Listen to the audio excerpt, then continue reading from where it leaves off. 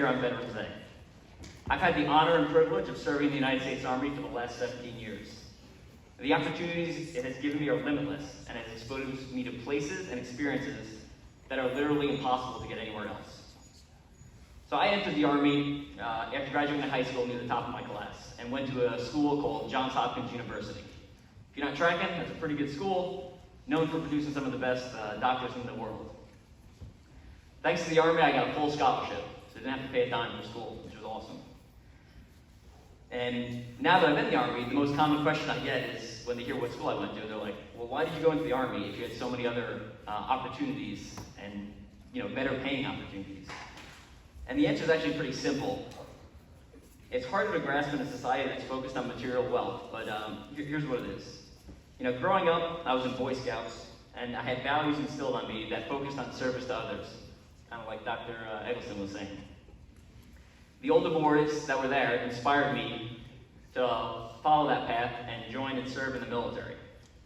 Additionally, my parents encouraged me to pursue things that interested me and taught me that happiness is more than just a big paycheck. So much to my mom's concern, I joined the Army, and probably even more to my mom's concern, I pursued a career in Special Forces, not typically the safest profession in the Army. So over the last 2 decades, I spent 44 months in combat zones, traveled all through the Middle East, seen almost every state in the United States through a mix of work and personal travel. I've used mid-tour leave from Iraq to visit both Russia and Australia for vacation. I've jumped from planes, flown in helicopters, been on night raids, flown in an AC-130 gunship, called for fire from all different types of aerial platforms, fast roped out of an Osprey, and been taught offensive driving. I've learned a foreign language, Persian Farsi, which is what they speak in Iran. I've worked at an embassy in Lebanon, wearing a suit to work every day. I've used connections I've made to stay with a friend in Dubai while on my honeymoon. I've been taught hand-to-hand combat, knife fighting, and a whole bunch of other skills I probably shouldn't share with this audience. Basically, growing up, I wanted to be Batman. And the Army has given me the opportunity to learn all sorts of skills that made a good chunk of that dream come true, minus the part about being a billionaire. As I've transitioned to the later part of my career, the mental fortitude I learned from training and challenging experiences from combat have transitioned to the athletic world. So since 2016, I've had the stability in my job and some free time to pursue goals as a professional obstacle course racer. Basically, I run races that are anywhere from 100 meters in length to 24 hours in length. Running and climbing over obstacles, doing things like monkey bars, low crawls, mud pits, walls, A-frames, cargo nets, jumping off the 30-foot, 5-foot platforms. The 24-hour race essentially is a 5-mile loop. You start, and you run as many 5-mile loops, doing about 25 obstacles per lap, until you run out of time. So last man standing, who covers the furthest distance, wins. So it's very similar to the TV show Ninja Warrior, which, again, the question I get whenever I tell people I'm an obstacle course racer is, when are you going on Ninja Warrior? And the answer was in season 13. We'll get to that in a second now, because that's a good story. Not in the way you think, though. So it's like Ninja Warrior, but with easier obstacles, a lot more running over uneven terrain like trails. I've been flown through those connections. I've been flown to Lebanon and Kuwait to race. I've been on the podium 67 times over the last 7 years and completed in the 24-hour World Championships, like I said, that 5-mile loop. My personal best is 90 miles, about 300 obstacles, and my team won the event in 2018. Side note, the next one is on Saturday. So I got about 3 days before I get on the course again for 24 hours. I was never the best athlete growing up, and if you knew me in elementary or high school, I would be one of the last people you picked to become a professional athlete or a Special Forces soldier. But thanks to the Army, it's given me long-term goals to shoot for, like preparing for Ranger School and Special Forces, and combat in general, and allowed me to focus and train for something far from the future. Most importantly, and the reason I'm sharing a lot of my personal hobby / side job with you is, I've used obstacle course racing to raise money for charity. So I've raised over $26,000 for the charity Folds of Honor. Folds of Honor provides scholarship money for children whose parents were killed or wounded in military service. I've raised this money by doing self-created challenges like running on a treadmill for 24 hours, multi-lapping a course for 48 hours, and running 8 marathons in 8 days with obstacles in the winter in 2020. Thanks to this, I've been on TV a handful of times.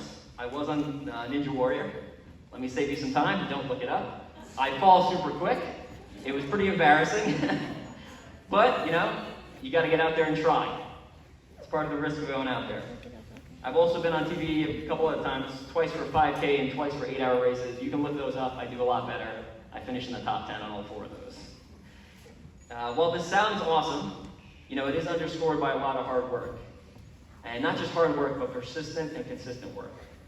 You don't always need to be the hardest worker in the room, or the smartest, or the strongest, or the fastest. But being the most persistent and consistent will take you a lot further than you think is possible. This lesson applies to fitness, it applies to the Army, and most importantly, life in general, or whatever profession or hobby you choose. The cool Army stories are often interspersed with large periods of boredom, difficult work environments, and poor living conditions. The point is, I think the Army's a lot of fun overall, but in the moment, there are often times when it is not fun. Countless hours of physical training, sleeping on the floor in the rain, using a bathroom in the hole in the middle of the woods, carrying a heavy backpack during training, and all-night missions were a regular part of my first 10 years of my career. The Army's great, and I love it, but it's not all cool guy stories and great experiences. While Veterans Day is meant to focus on veterans alive or dead, my mind immediately goes to those that didn't get to come home. So my college roommate, Jonathan Graspa, died in Iraq in April 2007. One of my soldiers, Corporal Niall Yates, was killed by a sniper in March 2006 in Samara. My Special Forces Warrant Officer's wife, Shannon Kent, a Special Operations soldier herself, was killed by a suicide bomber in Syria in January 2019. She's a legend, you should look her up. I've also had 2 close friends from college get injured. One of my friends, Pat Walker, was shot through the arm. Sal Candela broke his back after his parachute failed to open properly. It's these friends and stories that inspire me to live life to the fullest. Most didn't have a chance to come home to their kids and hug their wife or pursue other dreams. So I feel like it's on me to live my life to the fullest because they didn't get a chance to live theirs. The life of a military veteran and a family, which you guys know better than anyone else, is tough. Coming back from my last deployment, my daughter was 1 year old at the time. I hadn't been around for the last 6 months, but I was FaceTiming. Excited to get home, I go to hold her, won't let me hold her, crying, right? Just crying the whole time. My 1-year-old daughter, my angel, right? Refused to let me hold her. It was rough. It was absolutely rough. And for most of my deployments, they were before I had kids.